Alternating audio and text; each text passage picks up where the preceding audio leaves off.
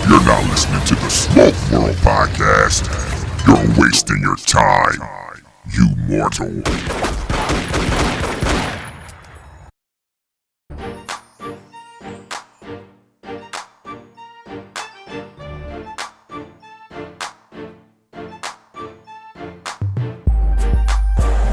What's up, folks? Welcome to another episode of Smoke World. I'm your host, Stone. So we'll grab that stick, we'll grab a glass, whatever you're drinking. Let's sit back and have a conversation. You can follow me on Instagram at Smoke World Podcast. Email stone@smokeworldpodcast.com. Folks, if you haven't checked out the website, we got the cigars on there. You've been crying the blues. You thought I wasn't going to do it. It's finally there, folks. Go check out the website, smokeworldpodcast.com. We got some great deals going on. Go support the sponsors and make some stuff happen. Today is an impromptu Smoke World podcast. We're sitting at the lounge, relaxing, and guess who walks in? My favorite rep of all times, Rami the man, and who does he have with him? The lovely Laurel Tilley, ambassador for MACANUDO. Mrs. Laura, what's up? How you doing today? I'm well, Stone. How are you? Now, Laura, you got to speak up now. Oh, come on, stop playing. Speak up. I can't Speak be up. timid. How you doing? I'm well. Great. Well, thank you for being here. Of course. Thanks for having me. Great. Now, we're going to always get into a little demographic. That's what I do on my show. Kind of get an idea who you are, tell the folks who you are, how you got started with this whole being the ambassador Okay. of General Cigars, MACANUDO. So, where are you from? I live in Milwaukee. Milwaukee. Yes. Okay. Yes. So Is I that live where in you Milwaukee. born? No, I was born actually in Berwyn. Mm. So I lived between Berwyn and Cicero when I was a little bit younger, and then my parents moved up to Lake Geneva, Wisconsin. So Okay. I grew up in Lake Geneva, moved to Milwaukee for college, and I'm actually moving to Nashville in a couple of months. Oh, look at you. So, Excuse me. Yeah. Just Okay, getting so out, trying something different. making some moves, making moves. Yeah. Okay, so I let's... like it though. Milwaukee's a cool city. Milwaukee. All right, okay. All right, I can rock with that. Well, thank you. I can rock with that. I can rock with that. Got a cool swag to you. Yes. Milwaukee has the Harley Davidson Museum. It does have the Harley Davidson Museum. Now, have you Actually, been very there? cool It's a museum. really Yes. cool museum. Oh. Yes. Even if you're not a Harley person, even if you just have an appreciation for motorcycles or even history, it's very cool. Which Laurel's not. Whoa. Say it again, sir. What'd you say? No, she's not a Harley Davidson person. You didn't say that. You just kind of said like she wasn't cool. No. Yeah. Thank you. I misspoke. I meant she's not a Harley Davidson person. She's a very cool person. Well, clean it up, Rami. A great person. Clean it up, buddy. Yeah, absolutely no, but absolutely not a Harley Davidson person, which I respect. Okay, I so realized it was possible to backpedal on a Harley. Laurel, tell them about your motorcycle. yeah, what do you ride? I have a Moto Guzzi V7. So it's like sort of a cafe style racer. It's Racer. Yeah. So it's called the V7 Racer. It's if you're familiar with like the body style of the Triumph Thruxton, that sort of classic, just I cafe am. style. So it's one of only 50 made of this particular color scheme. It's like this really cool sort of lime green gold tank, a red frame, sexy as hell. I love it. Sounds like it. Okay. Oh, see, I need a job. About Milwaukee and not bring beer though. I mean, we can talk about beer too. This is freestyle. We can talk about anything we want. Yeah. So let's talk about you working as the ambassador Yes. for MACANUDO. Now, how long have you been with the company? I have been with the company just about 5 years. And Okay. so prior to this, I managed, a retail cigar shop. And I was there for about 6 years. So I've been in cigars for about a decade now, which seems crazy because I don't feel old enough to have worked in cigars for 10 years. Well, don't tell nobody. But so I was just a customer at the cigar shop, and I really enjoyed it. I enjoyed the atmosphere and the product and the people, and I had taken some time off of college while I figured out what I wanted to do, and I ended up being there. Worked there for a few years, went back, finished up my undergrad, ended up being there, like I said, close to 6 years, and I was approached by a former rep of mine for a different company about a position at General, and I got hired on originally as an event manager, and then I got promoted to this position. It will be 4 years in August, 5 years in October for my anniversary with the company. Wow. Okay, Yeah. so how did you even get into cigars? Let's start there. What was your first cigar? You My remember that? And how did that even happen? So my first cigar was actually on my 18th birthday, and I was born in January, and I live in Okay. Wisconsin. It's very cold, so I remember having to go outside. My boyfriend at the time, he had turned 18 a couple of months before me, and him and his friends had gotten into cigars because they thought it was really cool to do like adult things. Like, ooh, we're 18 now, we can smoke cigars. So we went to the gas station, we bought a 5-pack of Grenadiers, went back to his parents' house, brushed all the snow off of the lawn chairs, and sat there and smoked these cigars, and I remember it being terrible. I did not enjoy my first cigar. I did not enjoy my first cigar experience. It was cold. I'm very sensitive to the cold. I did not like it. My ass was freezing, sitting in these like, pseudo snow-covered chairs smoking this cigar. I remember thinking it was cool in concept. Like, I would love to try it again, maybe in a better setting. And then when I moved up to Milwaukee for college, we ended up finding this cigar shop that we frequented because we couldn't go drinking or anything. So we went to a lot of hookah bars and a lot of cigar shops. And my first cigar that I remember really enjoying, like my first premium cigar, was actually a San Cristobal del Sol. And that was sort of the eye-opening cigar for me to say, oh, maybe I will actually like this more than I previously thought. And I've just been sort of engulfed in it ever since. Oh, okay. I like that story. Now, I asked a lot of times, as a female, working in this industry, pros and cons with that. Do you find that you may face more challenges than the men, being a female, which is more a dominated culture, which we're trying to change? Are there any issues that you think you may run into or face by being a female? Honestly, when I first started working in cigars, both in retail and in this position, I felt like there was a little bit more apprehension or maybe like a lack of trust, not only because I am a woman, but also because I'm younger. So I think the combination of it is, oh, well, how much could you know? And I think as soon as you start talking to somebody, it's pretty clear whether or not you know what you're talking about. I mean, even in the last 3 or 4 years with General in this industry, I don't think it's more difficult. I just think it's a different outlook. I still think there is maybe the perception of you're doing it, not doing it for attention, but like doing it because you don't think maybe it's like a different social circle or maybe, just trying something new.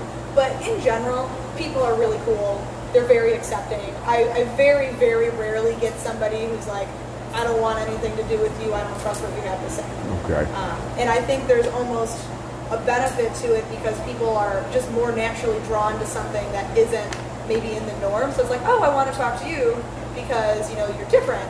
And then you get to talk. Then we get to talking, and it's, oh, maybe I've changed your opinion of MACANUDO. Maybe I've been able to get you to try something different. So I mean, I think there are pros and cons, but in general, I don't think it's necessarily helping or hindering me by my gender.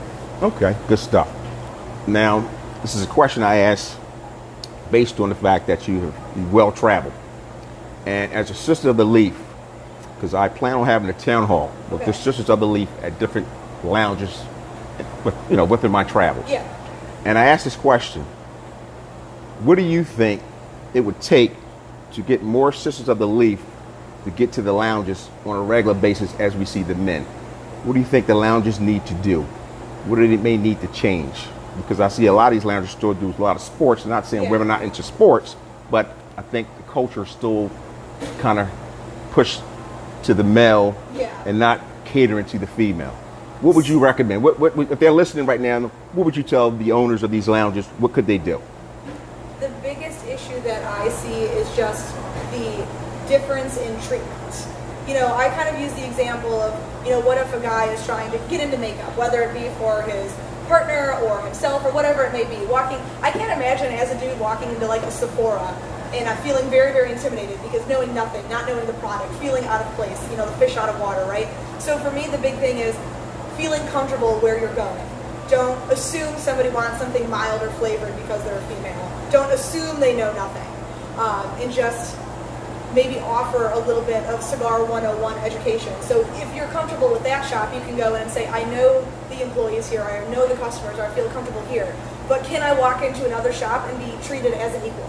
Can I be treated like, I know what I'm looking for, or have I had the knowledge provided to me where I can go in and say, oh, I like a Connecticut broadleaf because of these flavors, or I prefer something that's maybe more medium body, this is what I had. I think the biggest thing would just be basic cigar education to make them feel more comfortable with somebody who maybe they don't know.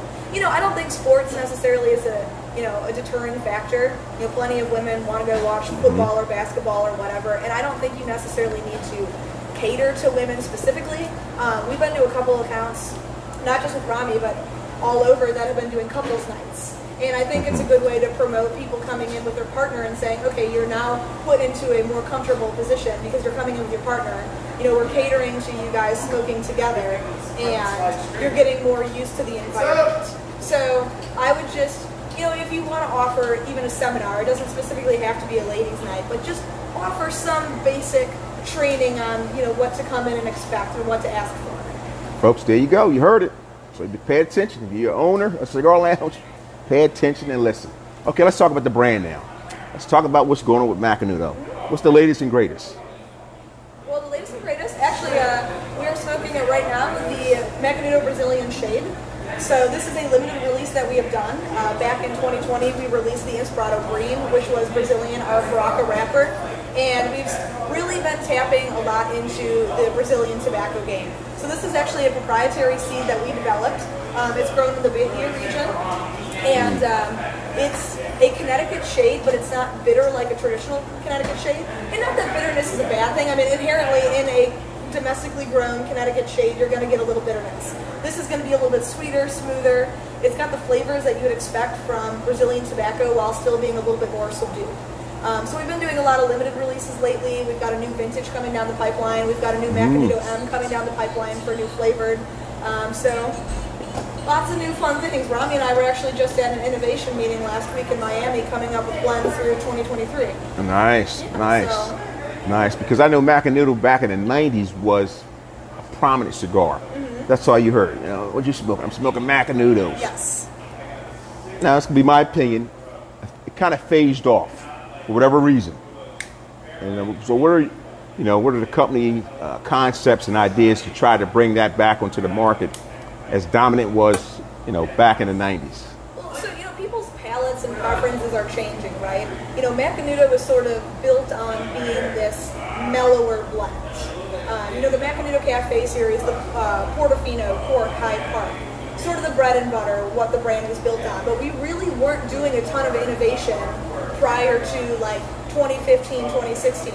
We released new blends here and there, but it was basically the Macanudo Cafe line with the 68 and the Cruel.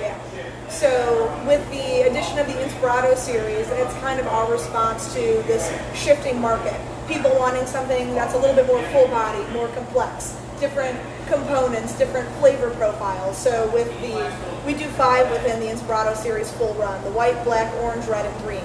And we're offering a completely different smoking experience while still being true to the brand as far as being consistent and offering them fairly ubiquitously.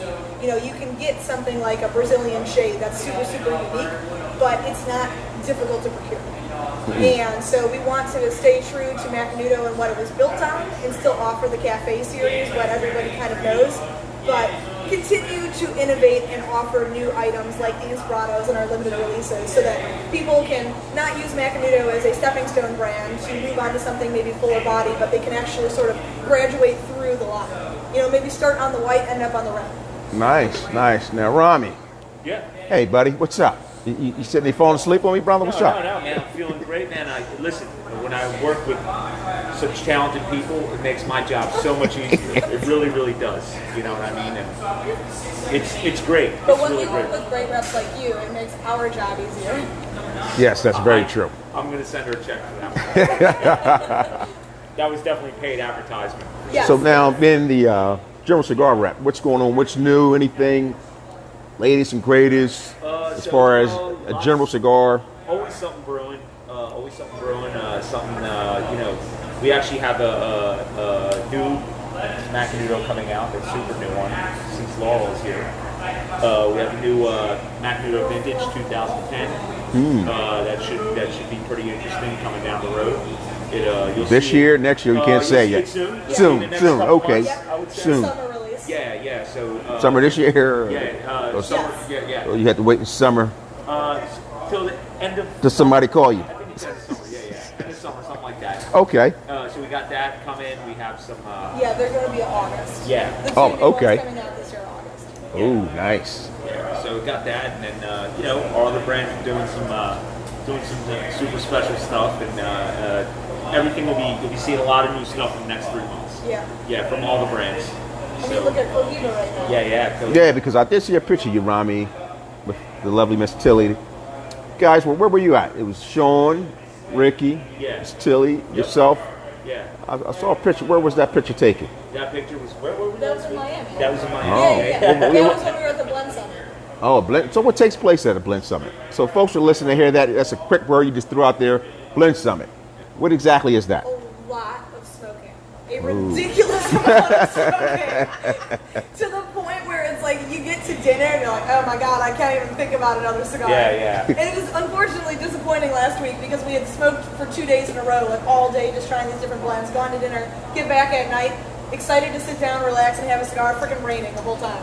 Oh, wow. But basically, so sort of the process we do is the brand managers and brand ambassadors will come up with an idea of what we want to do for a blend, you know, in the future. And then that gets submitted to our factory, and then the factory says like, okay, we're looking for this. We want to use this wrapper. We'd like to use these components, blah, blah, blah, blah, blah. What can you make us? So they'll come up with maybe between 8 and 12 blends. Those will get pared down to maybe 2, 3, 4, and then we bring everybody together for this blend summit, and then everybody tries it. So some salespeople, marketing, and basically you sort of smoke them together, pick out which ones we like best, why, what fits best for that project. So it's basically to get a more wide variety of palettes, because say, for example, say I don't like Sumatra. Right. I'm never going to want, that's not true, I love Sumatra, but I'm never going to want a cigar out there with a Sumatra wrapper because I don't like it, it's not to my taste. So by having this wider variety of palettes and preferences, you can say, you know, in general, like we agree that this is going to be a better blend for this because of X, Y, and Z. So, you know, if I only smoke full-bodied cigars and we're releasing something that's mild, I'm never going to want it because it's just not in my wheelhouse. So it's sort of the last stage of choosing blends that we are going to release within the next 2 to 3 years. 1 to 3 years. Now, do you have input as the ambassador as far as these blends are taking place? Do you have a say-so to say, hey, you know, I'm not feeling this one? Yes. Okay. So in fact, that's, you know, what we were doing last week, and you are really like second, maybe third person beyond like Rami and my husband in one other shop. I'm actually doing my own event cigar. Yeah. Really? So I'll be working with the factory and going down there at the end of the summer. Nice. You know, Nice. being able to do Congratulations. blends. So the plan right now is every year I will have a different custom cigar.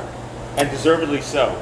Nice. And this is only going to be for events only. Yes. So the plan is to do it for events only, and then if it doesn't suck, then the next year we'll do it as a limited release. So say 2022 we do a Laurel event cigar, and then 2023 that 2022 event cigar is our limited release. And then 23 will be a new event cigar, and then 24 would be a limited release on top of what else we do.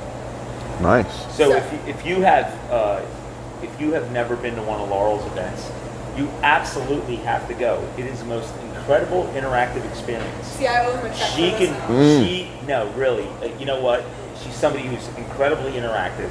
She answers everyone's questions. She's enthusiastic. It's like it makes my job and everybody else's job so easy. But it's so cool that she kind of takes this educational component and like, especially for somebody like me who doesn't like to pay attention too much, like I like can me. actually sit through the whole thing, and I'm excited about it because She's that good. enthusiastic. Yeah, she's She's got that like, you know, good. she's got that like sound in her voice, and she like really loves what she's doing. So it's a really, really great interactive experience. To have a signature cigar with it would be dynamite. I think it would just complete. Yeah, it's the cherry on top of the sundae. That's what yeah. All right, so now how would folks be able to find out where she's at? Is there any place, can they go to a website to say, hey, Cigar Miss World. Tilley's going to be so there? Cigar World is our website. It's not just for our own product, it's a forum for all of cigar conversation. You can find articles on not only our brand, but, you know, Drew Estate, you know, Tatuaje, whatever it may be, reviews and stuff. But you can go and type in your zip code, and it will tell you where there are events in your area. So not just for myself, but Sean Williams, Rick Rodriguez, Justin Andrews. So you'll be able to track it like that. But yeah, it's cigarworld.com. Cigar World. Also, my Instagram. What's that handle? You want to give that out? MACANUDO_Laurel. Are you on Facebook? I am. What's- Although I'm at my max friends. Gotcha. So I can't accept any more people. I didn't know that was a thing. It is. It caps it at 5,000. Well, snap. Yeah, Yeah, see that? so- You get famous. Can't get no more friends. World famous. I'm Yeah. just glad I'm one of those friends. You know what I mean? Oh no, I actually purged you because I needed more room for other people. Oh, Wow. No hard feelings, buddy. nice knowing you. No hard feelings. No hard feelings. It's okay. I'll take a bullet for the team. So I'm going to open the floor up for any questions. Anybody have any questions for Miss Tilley? Gina? Gina's got that look. But you're going to speak up a little bit, Just Gina. not actually working very well today. She just got here. Let her have her beer. Oh, yeah, and okay. cigar. So you only got one beer, Gina? I did only bring one beer. Kind of, okay. Yeah, I'm maxed out on friends too. Yeah. Maxed out on Anyone friends. told you you look like Julianne Moore? No. Oh, you do. No, I have to look it up. That's how bad my brain is right Yeah. now. I'm trying to think what. It's a compliment. Yeah. So she was in like Silent. Wait, no, was it Jodie Silent- Foster or Silent? Jodie Jodie Foster Foster. and. But I think Jodie Foster both and Julianne Moore were in Silent Julianne Moore. Look One at of you. them was in like Red Dragon, Okay. and then Hey, she's pretty. Yeah. How about you, Tony? Any questions for Miss Tilley? Maybe you can propose our normal question if you have no questions. Is there anything on your mind? The normal question? Yes, ma'am, absolutely. Because again, Rami's here. He's the creator of the series of questions. Oh yes. Now I need to know. So the very first podcast we did, we talked about ketchup. Louder. Rami and his fucking Heinz. Yes. Yeah, she knows. Did you step on a ketchup packet? I and get did. wristbands? So we were in Miami and we were walking and like I was talking about ketchup all day, and like at You didn't lunchtime. have Heinz. So we were at the hotel and somebody had put Sean had put a ketchup packet on my. I'm like, what's going on? It was called Red Gold Ketchup. I'm like, dude, Red Gold Ketchup. Like, talk about a total like. I don't want to eat in a place. It's like dollar store brand. Yeah. Like, why would you?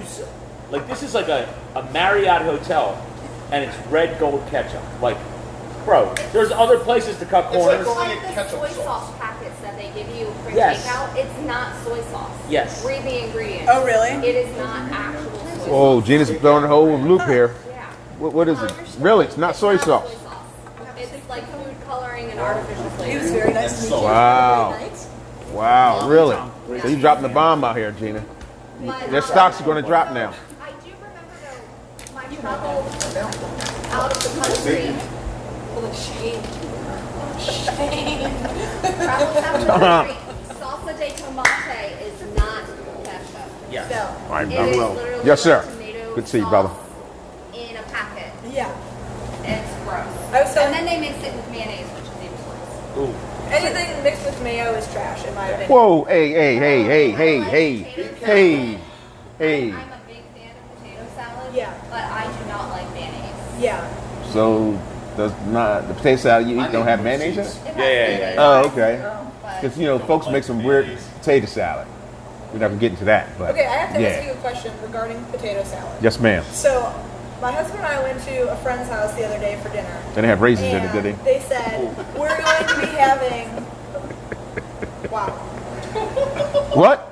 Who? They said we're going to be having... We're going to grill Italian sausages, we'll have dessert, and we're also going to be serving some, a form of potato. We'll have Italian sausages and potatoes and dessert. And I was like, okay, and we show up and it's potato salad. Now, if somebody told you they were serving potatoes, would potato salad be an acceptable sign? No. I feel like you with sausage. I feel like you have to specifically say potato salad. Like- If you tell me potatoes, I'm thinking like fries, roasted potatoes, mashed potatoes. So you said sausage though, right? Yes. So German potato salad is what I would think of with sausage. Okay. But it's And- Italian sausage, which was specified. That would be a well. Potato salad with stuff on the grill can be good, like with burgers, Yeah. hot dogs. Yeah, but But they didn't say that. No, They didn't it's- say It's that. not the problem with potato They misled salad. you. It's Yeah. the, So yeah. where are they from? Like Wisconsin. okay. Say no more. So I was gonna say down here we're southern. it's summer and somebody's grilling and they say potatoes, It's it potato could, salad. It could be potato salad. Okay. Very, very And or French fries for the And- kids and me. And or baked potatoes. Okay. But So- things on the grill are not as big here. Okay. I just Unless feel you're having a steak. So if you're doing something that involves hamburger buns, Yeah, or yeah. hot dog buns, it's gonna be potato Yeah. salad. I just Or feel like- a And it's myriad of them. usually Amish potato salad is the big Yeah. one. As I don't opposed have to an like issue the with potato Bavarian. salad. I just feel like if you're saying we're going to have this dinner and then we'll have potatoes on the side, or like we're going to serve a potato dish, potato salad to me is not an acceptable. Exactly. I'm with her. on that. Absolutely. Now, Let and me. I think for me it would depend on how those sausages are cooked. If they're on the grill, I would do the potato salad. Okay. If you're saying the sausage casserole, Yeah. I'm gonna assume it's got baked Yeah. potato Okay. stuff in it. Well, while we're on the topic of food, I just want to tell you that You hungry? one of the greatest experiences I ever had hanging out with Laurel is when I took her to get the greatest meatball she's ever had in South Philadelphia. She still raves about this meatball. Brother, She was stop you right there. Say it again. Where was it from? South Philadelphia, Okay. the greatest meatball. There you go. Thank you, Yeah, sir. yeah. One more time. South Philadelphia, Okay, thank Villa you. di Roma, in the Italian market, this meatball, and she was raving about it. She said, Rami, I'm so glad I flew all the way over here for this great meatball. This meatball is perfect. And the texture, the gravy it's in, it's beautiful, this meatball. Why was it in gravy? Oh, Gravy. Well, that's what you call red sauce. Yeah, that's what you call. Yeah, you call it gravy. in Philly, yeah. Yes. Aren't you Italian? Yeah, I had to learn that. Yeah, but I'm not from Philly. No. True. They kept talking Yeah. about Key gravy word on here the was show. Philadelphia. Why are you putting gravy Philly. on the show? Ew. So Yeah. why do I hear a little bit of sarcasm? No, I'm just telling you the Because truth. it is. Because, no, He's she's being facetious. Okay. So she had this dream that she had the greatest meatball ever in Wisconsin, and I said That was a nightmare. Yeah, it was a yeah. That's It wasn't what I a was saying. dream. It's more comparable. Sorry, to a T. nightmare. And nightmare is still a type of dream. Yeah, it is. It There's is. just more screaming Right. involved. Very, very All right, true. here's my issue with this. I don't like when people, Rami, Hater. assume you can't have good food somewhere where that food is not known to be great. Like, it's impossible to have good barbecue outside of Texas or Memphis or whatever.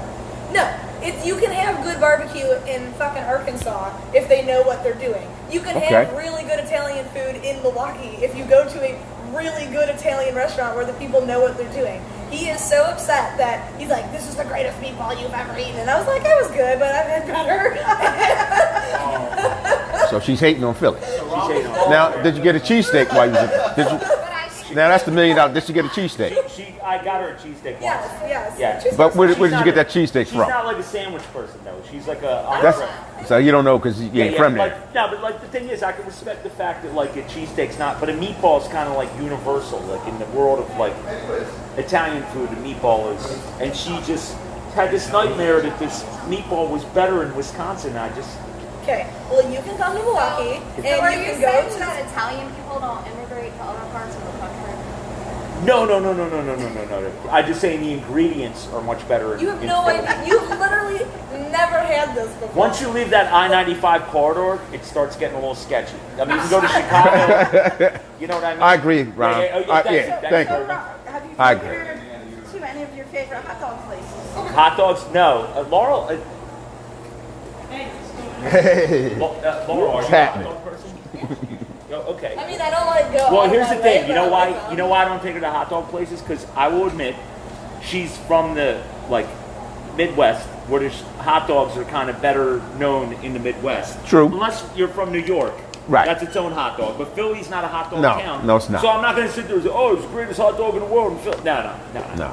We can't go there. We can't. I But a agree. meatball, Meatball, a sandwich, it's hoagies, nowhere- hoagies, cheesesteaks. cheesesteaks. There's no like you can't. It's not better in Wisconsin. You want some weed? We love Wisconsin.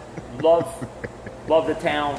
All Great. I'm saying is that I've eaten both meatballs and I've made my decision. You haven't eaten one of them and you have made your decision. I think So, Whoa. Laurel just says that they're just really upset and to send me home with that. She just wants to send me home with a, you know, Kitty keep City. in mind, this is like 2 years Remember ago. Kitty City used to And turn the he's frown still- upside down? Yeah. She wants to turn the frown right side up or whatever that. Oh, is that opposite really upside true? down is. Like, yeah. Wow. Not anymore. No, Not with you. that would make a lot. It's good. You good now. You got the pass. Yeah. You got to pass. Yeah. All right. Now it's all right. She can think it's better in Wisconsin, but she really knows the best meatballs in Florida. So you're not a sandwich person, he I don't says. dislike sandwiches. I just, whereas Ronnie really likes sandwiches. Like a good cold cut or, a good sandwich for him is really, like, That's his thing. exciting. That's I don't definitely- mind them, but I'm like, if I'm going to go to a sub shop, I'm not Whoa, gonna, I'm sorry, man. I got to stop you, Lady Yeah, T. yeah. We don't call them subs. We call them hoagies. Yeah. Hold on. Hoagies. Hold on. That'd be a Emergency- negative. Emergency brake. Yeah.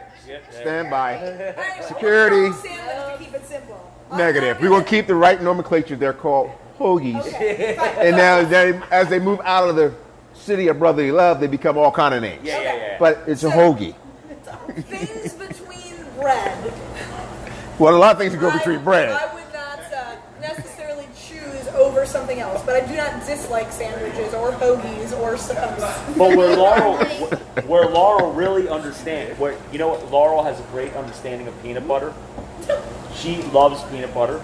Peanut And butter, she loves okay. peanut butter and jelly. She loves Skippy, Uncrustables. Jif. She likes Uncrustables, which is totally Okay. Uncrustables is That's her thing? Smucker's jar with the grape and Yeah. the peanut butter. Oh, Like Goober my grape. favorite Everybody loves thing. Goober grape. Do you love Until I Goober grape? decided that Grape my is body the needed least to be superior. Okay, but if Wow. have you seen the Goober grape Yes. raspberry? Yeah. You can eat a jar of Goober grape. Yeah, I mean- Like, yeah, whatever. It's like a good peanut butter and jelly without the carbs of the bread. Yeah, that's You just with a spoon. so Goober grape. No, it ain't the same. You know, when you eat Goober grape, it just takes you to another place. It's like takes you to another dimension. Take me It's like to a level of another happiness that you place. can't like. Takes you back to your childhood. Yeah, well, it just. Carefree. Well, yeah, absolutely. simple. Yeah, Right. exactly. And it even could taste like absolute shit. It could be shit in the jar, but it just tastes so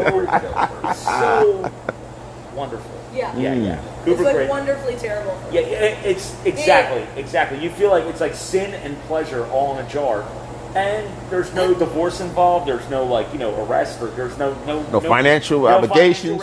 You know what I mean? Nothing. Yeah, maybe a little blood sugar problem in the end, or Ah, whatever. But they got pills for that. Yeah, they got pills for that kind of They got stuff. pills for I all love that. good peanut butter and jelly. Yeah, We do yeah. Cigar Fest every year, and the food at Cigar Fest, either you have to wait in line way too long, and you just literally can't be away from a booth for that long, or the sandwiches they bring you not necessarily the most appealing to me.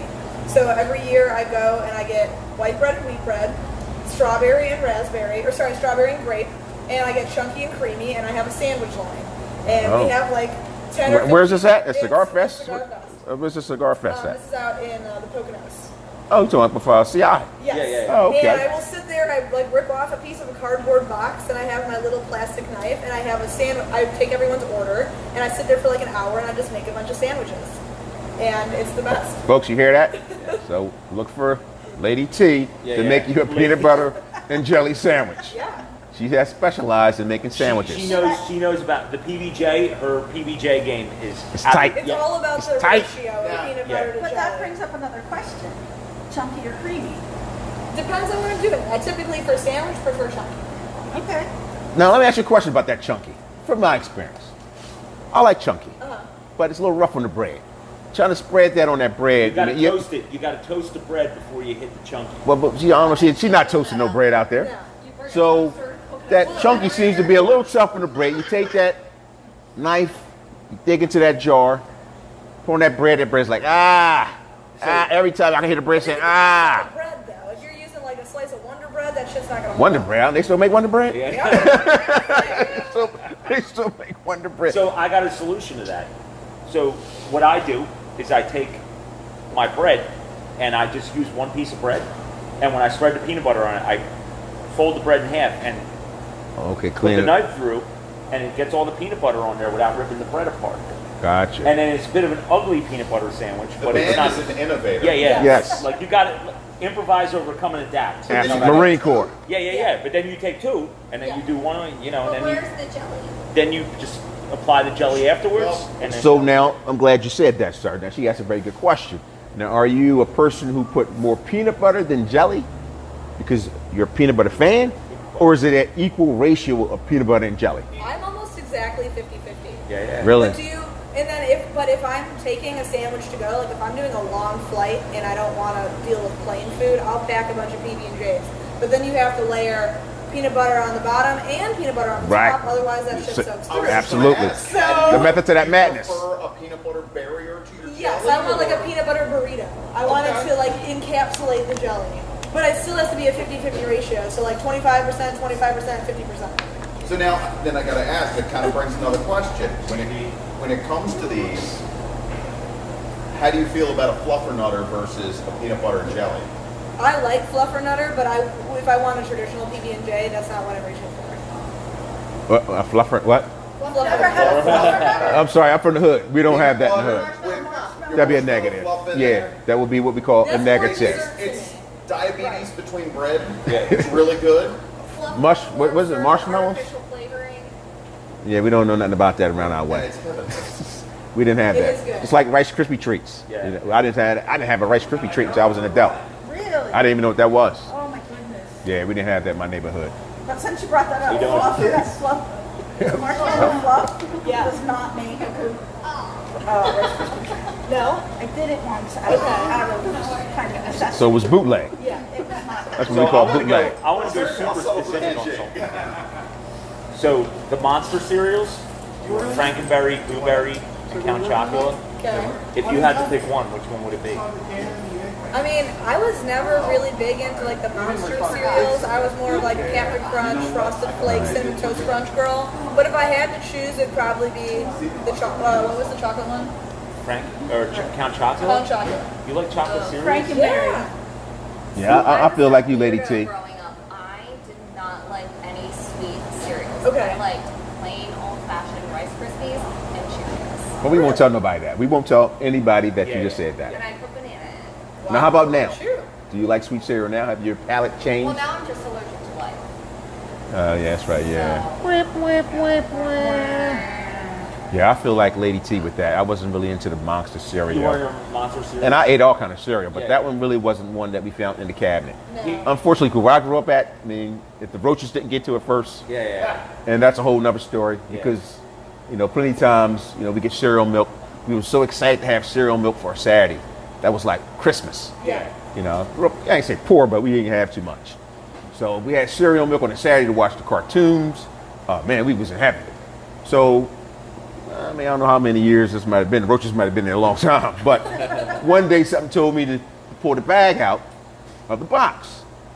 I did that. And lo and behold, hey, whoa, what y'all doing in there? A whole bunch of roaches at the bottom of the cereal box, like in the cereal bag, just chilling, snacking on the sugar. I'm like, are you kidding me? These roaches are taking over. So I was really hungry. I was debating. I know you can judge me. I didn't eat it. But I was thinking about, man, they messing my cereal milk Saturday up. I ate cereal milk on Saturday, if we had it. Go out and clean the block, watch cartoons, and watch Kung Fu.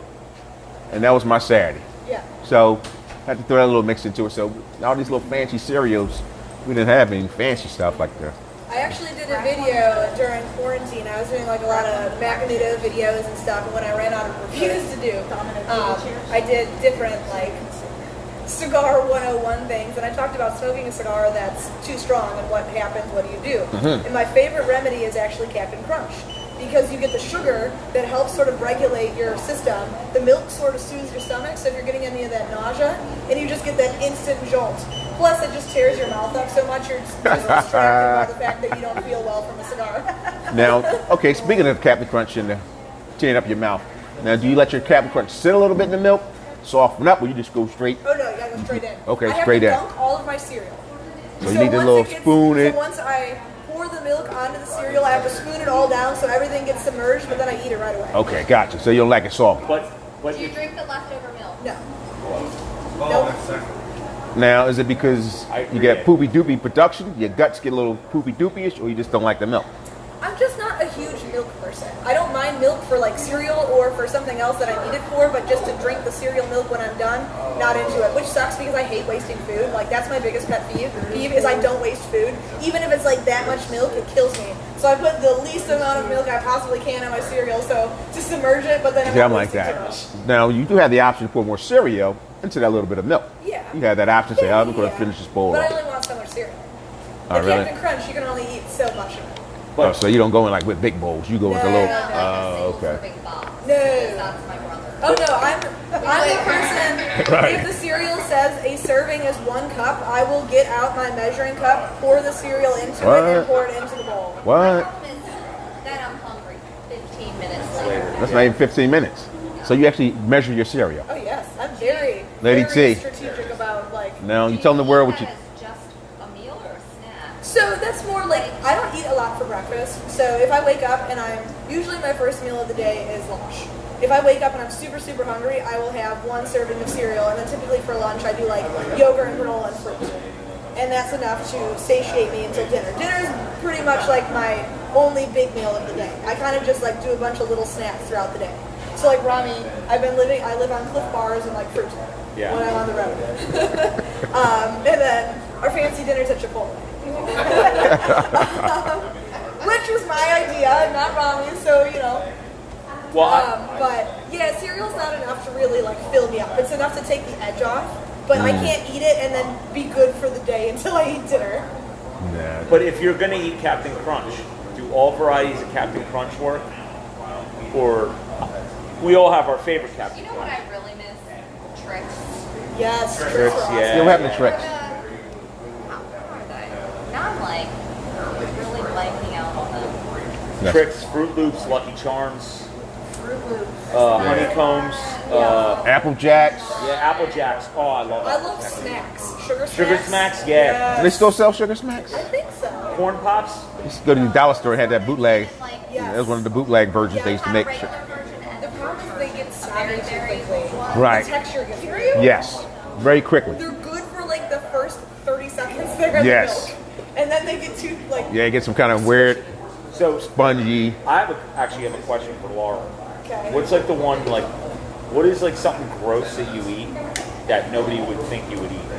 Like something that the rest of the world thinks is gross, but you think is dynamite. I mean, honestly, our conversation we Milwaukee had food. Here, I love McDonald's Filet-O-Fish. And 99% of the people I tell, they're like, what the fuck is wrong with you? Yeah. But Ron I love that. backs me up. Yeah, I do too. I concur. Filet of fish is Especially when it's hot. It's a delicacy. It is delicious. It is the most perfect fish sandwich in the the world. fact that you're talking about McDonald's. But it's The filet. only thing I'll eat there is their french It's the fries. finest filet of fish Yes. in the world. You I like agree. Filet of fish? Yes, I do. Filet of fish. I also really like to eat Just just on silver. Long time. You can't find those nowhere. Not that you can find them anywhere, Virginia. but Yeah. That's about I it. think I like their fish for sandwich. I also really like the cherries that are soaked in bitters, like the fancy cherries that you put in drinks. I could just eat a jar of them. Bourbon cherries. Yeah. They're expensive too. Mm. Oh yeah. They're good, though. Just soak them in some vodka, you're good. Yep. So here's a question, only because it came up here.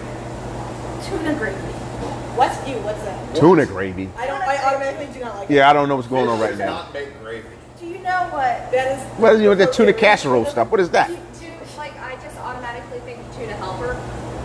Do you? I mean, you know what like hamburger gravy is, like Yeah. shit on a shingle. Yeah, What? yeah, I yeah. know none of those words. So tuna gravy Not is like chip beef. like kind of like chip, yeah, like chip beef.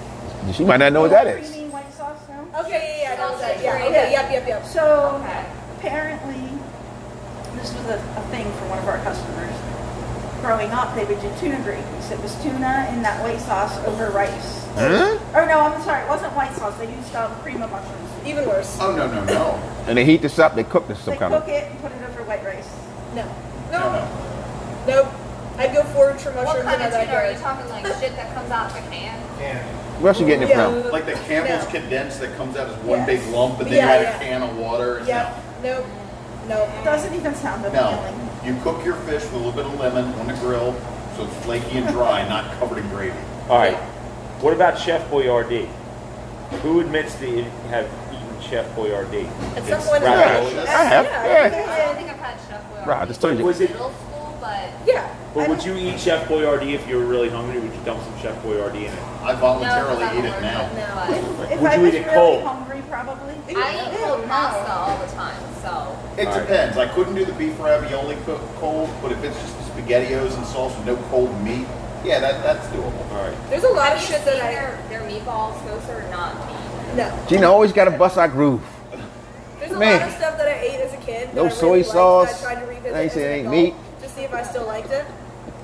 Hey, Chef I like Boyardee. It's impossible meat. sticks, Oh, Gotta love beef fish sticks. stew. Yeah. All the stuff that I used to love as a kid. Gen T Morton? Yes, but they changed the recipe. They changed the recipe. I haven't had dinner. I remember because it used to have like the big thumbprint on the top of the it can. was so It was good. delicious. I lived on that shit when I was a kid. And it was cheap. Yes. Delicious. Great for camping. Throw it in a pot, put it over the Yeah. fire, let it warm up. That was my It's like comfort homemade food. beef stew in the woods. Yep. What about you? Is there anything weird that you eat that people think is? Ham and Meatballs ketchup. with red sauce. Yeah, on pita bread. Ew. Yep, that's weird. Yeah. Okay. No. All right. Yeah. Ham and ketchup Yeah. on pita bread. Red Gold, right? Heinz. It's gotta be Heinz. It's gotta be Heinz. Right. Well, you didn't get to propose the question to Lady T No. in reference to that. Ketchup in between. The ketchup question. What about cold And- Vienna finger? Well, I Body think wash? it's Vienna, after the Vienna ketchup sausages. question. I like Vienna sausage. I don't Yeah, think it yeah, matters. yeah. No. So ketchup doesn't matter. Okay. Well, let's get the body wash or. But are you a body wash or a bar soap? Well, both. So at home, I'm body wash. On the road, like in my travel bag, it's a bar of soap Okay. because it's just easier. Right. Because So otherwise you're filling up a little Yeah. container running out all the yes. time. So I prefer body wash because I think it foams better and I feel like I get a better clean. But I also use bar soap. You just have to. I feel like you have to use more. It takes a little more time. Follow up. Yeah. Washcloth or loofah? Loofah, 100%. Washcloth, no. Only out of absolute necessity. I would rather use my hand. Oh, it could be one of those. We do have those individuals who on a regular. This is the everyday routine. So Take a bar of soap and use your hand. I do that. Oh, you do that too, Gina. I only use a washcloth when I'm shaving it Okay. to get foam. Well, since we're talking, inquiring minds want to know. I just got a call. They hit me in my ear. So you take a bar of soap and you wash yourself up. How do you get into the nook and crannies? With your fingers. You put a little extra on your hand. Are you- That's how you get over. And the back and the front, both. Why not? It's all running. That's what I'm asking. You know, people they calling me in my ear, hearing they asking these You're gonna questions. Take a washcloth or a loofah and you're going to rub it all over the same area. Yeah. And then if it's a loofah, how often do you wash that? Yeah, I just replace it. You get them for like $1 at Target. But it Yeah. sits there and it dries out. Exactly. So, and then you're not washing yourself with antibacterial soap or anything. So, washcloth, at least I can replace that every, Yes. every time. So you use it. do your hand job.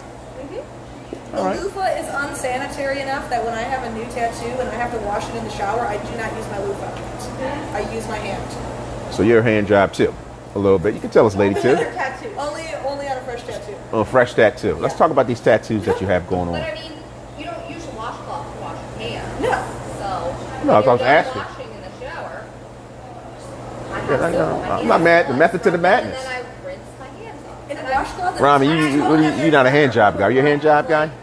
random poo I somewhere. mean, with the soap, because they're not. She doesn't use a washcloth or a loofah.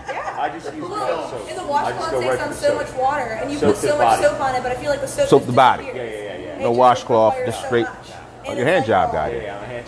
heavy Okay, hand and, job. like, All I right. don't feel like it's a So very I have effective like clean. specific soap that I like to use with washcloth because Okay. it will foam up. Okay. So your tattoos are And I very don't lovely, use the very same lovely. bar soap on my face as I would use. Well, I hope not. I mean, hey, Yeah. you know, but I ain't want to gossip sit Miss Benita. You're welcome. So tattoos, let's talk about them, folks. Okay. What you got going on? I see you got a slight sleeve on. Yeah, I actually just got my sleeve finished up. So my first one up here, the watercolor, is a Salvador Dali painting. Salvador Dali is my favorite artist. And then I got this one in here, is sort of a tribute to both my love of like hiking and nature, but also my favorite band, which is Earth, Wind, and Fire. What? Go ahead, girl. And then that kind of felt out of place, so they built on the flowers a little bit. I got this one. So my husband and I got married on a really, really awful day. Like the weather was comically terrible. Like I always joke, I'm like, cause we got married outside. I'm like, I didn't care if it rains on our wedding day. I just don't want it to sideways rain.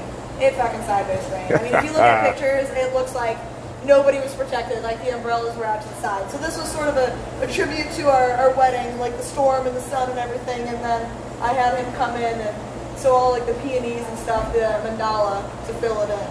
Nice. So yeah, I actually just got the final touches about 2 months ago. Are you done, or you think you're going to keep going?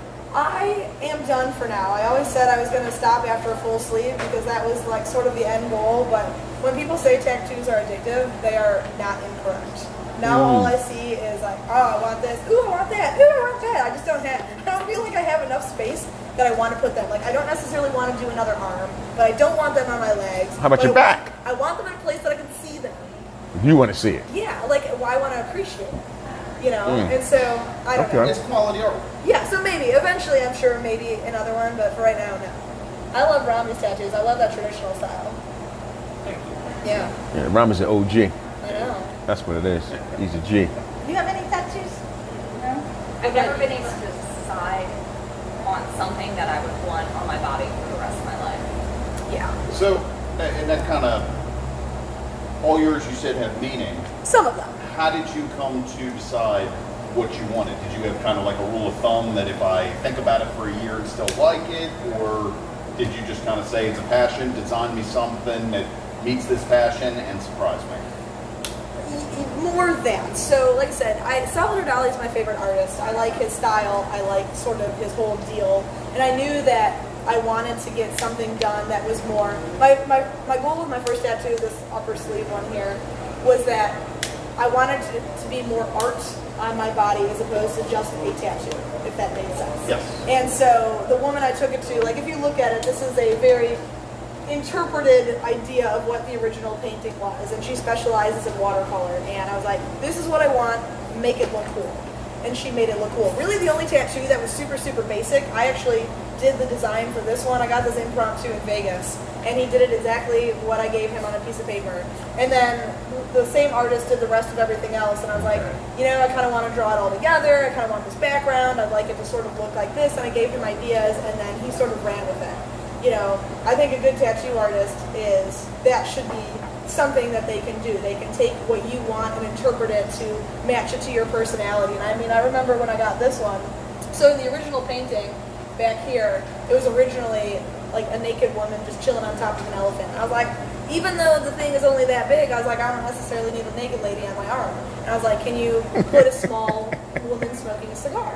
And when I was kind of shopping around artists, this one guy's like, well, I don't know, I can like go online and kind of like cut and paste. I'm like, dude, if you can't do a half-inch figure of a chick smoking a cigar that has absolutely no dimension, and you have to like Google image search and cut and paste, I don't want you to be my artist.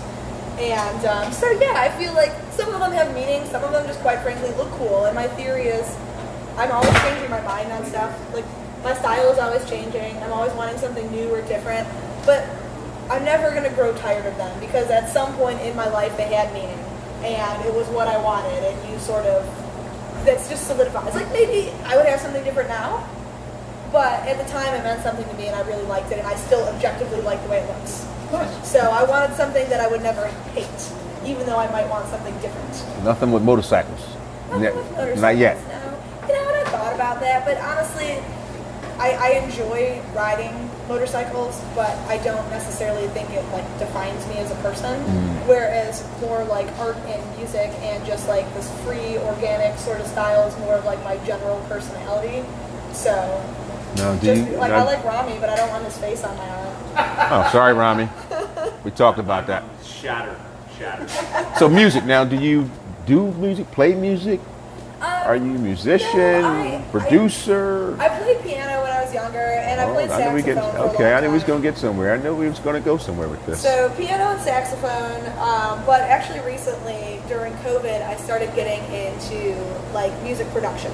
So I've always been interested in, you know, not creating necessarily something from scratch, but like I'm sure you're familiar with some familiarity with like Kygo, where Yes. he takes like Whitney Houston or Marvin Gaye and he's able to remix it in a really well done, fashionable form that makes it a little bit more fresh and upbeat. So my goal is to take artists like Earth, Wind and Fire or Elton John or, you know, Eric Clapton or someone like, or Santana, and be able to sort of overlay and produce something that sort of fits my style while still paying tribute to the artists that I love. So I use Ableton music production. Okay. And right now I'm taking an online class. It's way out of my comfort zone as far as like what I'm technically capable of.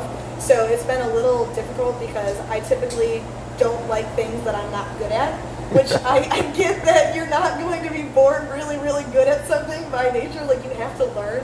So that's been my biggest block, is just having to accept, like, I'm not good at this. This is out of my comfort zone, but I'm learning. And I bring my laptop with me when I'm on the road, and I have my headphones, and I'll be sitting low in my hotel room, just jamming.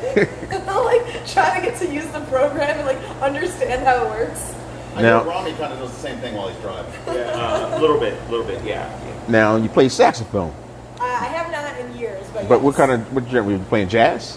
So Did I you do a little played jazz jazz? band, yeah. So jazz ensemble. I played alto. Oh, Yeah, so yeah. that was drummer, jazz drummer. Okay, cool. I say I knew it was something about you, and I actually did music production. Nice. Okay, so cool, nice. Anybody got any other questions for the lovely Lady T? I like the new nickname. Yeah, that's Lady T now. Nothing. I'll take it. All right. Robbie, you kind of are DJing, right? Yeah. So Oh, he holding out. Yeah. Amateur DJ, I like DJ parties, make sure everything's bumping. You know what I mean? People See, I have a good DJ time. for years too, but I came from turntables. Yeah. So I tried the CD stuff. Yeah. It's a different world, much more convenient. You gotta have those crates of records, but this is a totally different feel. Mm-hmm. You know, I haven't DJed in years, but I don't know. I think I still would love the 1200. I love my techniques. I could get on there. I Yeah, could do you my know what, scratching. I like the physical. Yeah, you know, it's just something about that feel Yeah. of touching that something- record. There's something about though, like, and any music lover will agree, like the whole like modern production of music is like good. It's like super convenient, whatever. But nothing is better than having that like super warm sound of like vinyl or like, you know what I mean? Yes. Old school and like kind of a little like so we were talking about this term last week. Wabi sabi. It's perfectly fucked up. It's defined as there's a more intellectual definition, but in Ronnie, I like that one. It's easy to Yeah, understand. exactly. it's Everybody perfect. understands that. Yeah, there's actually a deeper, like, more intellectual definition. My definition is perfectly fucked That's up. basically what it is. Yeah, but exactly. And the thing is, in music, it's kind of good when it's like perfectly fucked up. Like when you hear Yes. live music and you hear like an extra string on the guitar or an extra like background noise or whatever, or like the DJ, like, you know, actual true vinyl or like Yes. things like Yeah. that wabi sabi hits it, and it's Yeah. like, you know, right now everything's so perfect, it's so this, it's so that. You kind of want some bumps in the road sometimes. Yeah. Make Yeah, you need realize that. Gives you that little grit, Yeah, you that want to feel grit. while you're driving. If you're driving, you kind of want a few That bumps. dirt. Yeah. It makes it live. It makes Yes. it real. Yeah, It's yeah. not Right. just a cookie cutter. Yeah, and How that's many great albums were recorded in basements of the artists' Yes. houses? Exactly. Or, you know, you're going to, say, Sun Studios in particular because it creates a different sound. Yeah. Like, you lose that, I think, with You do. when you modernize it too much. And they actually have plugins that try to mimic Yes. that sound. Yeah. Yeah. Well, even with, like, the Ableton production software, I mean, I could do 5,000 different instruments and play it literally on my keyboard, but I like to do like the MIDI plugins and Right. actually play the notes that translates to it. Not the same. Because you're a musician. But nowadays, so you got these music producers, they know nothing about music, which is fine. They make great music. But because you're a musician, you play piano, that gives you that feel. So I'm like you. And I noticed that musicians, sometimes I think that's good and bad. Because I think musicians a lot of times, sometimes, lock themselves into certain perimeters and boxes Yeah. because it's not musical. It's like, oh, that's not musical. That doesn't make any sense. You can't go there to that note. That's not in the scale. With these folks who don't know music, they just go by sound. Yeah. They say, you know what, sounds good, heads are rocking, the beat's knocking, it's a done deal. Yeah. So I noticed that, through my journey of music, that musicians, like real serious musicians, they ain't the greatest, I'm not saying they're not the greatest producers, but I think that music, part of their life, the element, theory, Yeah. kind of blocks them from sometimes going too far. Like, that's not how you do that. Yeah. yeah. So that's just been my experience. I don't know if you Yeah, or may you- have that same you challenge. hear it and it's a particular sound. Like, okay, why does it sound like this? Oh, because you're using a 5-string. Oh, you tuned it differently. Right. Oh, you modified your instrument to fit a particular, or to go outside of the parameters of the norm. And that's what gives you that particular sound. And I think, and it's not wrong if you're not into it. I mean, there's some people who just listen to music at face value and say, I like the song because it bumps, or I like it because of the lyrics, or I Right. like it because of this, and there's nothing wrong with that. But you know, when I listen to music, like I have albums that I want to listen to. I have background music if I'm cooking. I have background music, like I literally have this music playing all day. But if I want to sit down and listen to an album, I want to sit down and listen to an album. Like it's an experience. It's like watching a movie. Don't fucking talk to me. Don't distract me. I want to listen to this. Good stuff. Good stuff. Man, we rolling here today. Rolling. What favorite albums? I'm a jazz head. Okay. Believe it or not, yeah, I'm a straight ahead jazz guy. You know, the Miles, Coltrane, the Young Lions, Okay. Chris McBride, Roy Hargrove. God bless his soul. Rest Are in there peace. any newer jazz? So I listen to like Soul Rebels. Okay. And they're more like New Orleans. And that genre, that's are you familiar with Robert Glasper? Yeah. Right, Robert Glasper. You mean as far as a young lion, he's kind of versatile. He actually he is versatile. He can actually play straight ahead, the swing. He can play the neo soul. Yeah. That's right, neo soul. My man Robert Glasper. Check him out. Again, folks, there you have it. Another episode of Smoke World in the books. I want to thank Rami for bringing Laurel Tilley through the lounge to sit back and chill. You heard a raw conversation. That's what's going on in the lounge, people. Again, you can follow me on Instagram at Smoke World Podcast. Email stone@smokeworldpodcast.com. And folks, I'm telling you about this website because I'm really excited about it. I know you're tired of hearing about it, but so what? It is what it is. We got the cigar deals going on. I'm going to try to change this up at least every 2 weeks, a different cigar deal.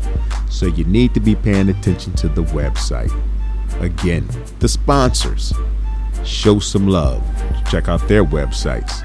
Again, folks, thanks for listening. Don't forget to share, like, and subscribe. And I will check you out on the other side. Peace.